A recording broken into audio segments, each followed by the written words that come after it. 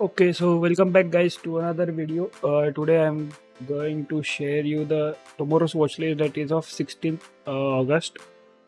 Not a big watch list and this video will be shorter than expected. So just we'll cover it up in 2-3 minutes only.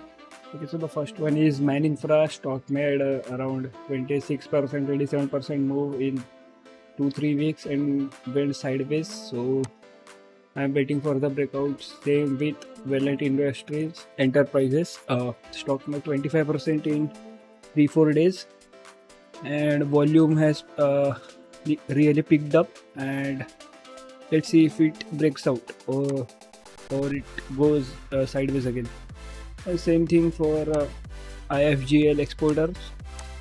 30% move in couple of in a week, and it is going sideways. And this one Indian Bank, same thing. Then the next one I'm watching closely is HBL Power System. Stock made 30 at 40% move and looks extremely strong. And another one is IRFC. Stock made like 40-45% move and huge volumes, like 454 million shares traded on that day. So volume is extremely huge. Let's see if it continues this momentum or it was the last move it made. The same thing with BSC. Made a move of 26%, and let's see if it breaks out again. And again PT Engineering, 40% move, pulled back to 10-day EMA. Let's see if it holds up. The same thing with Mailcast. It was trading in a huge range, broke out here,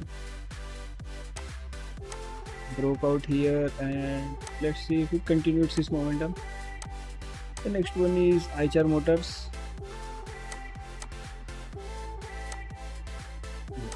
So the next one is HR Motors. Stock still trading in this range, in a huge base. Let's see when will it break out. Maybe if the Nifty gets stronger, so there is a high chance that it will break out. Same thing for Heritage Foods. Yeah, maybe it's not that kind of a good setup because it is still short. The base is not big enough, but let's see if it breaks out. Gokex looks good.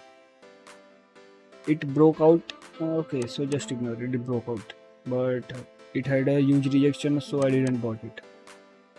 So Indigo looks good.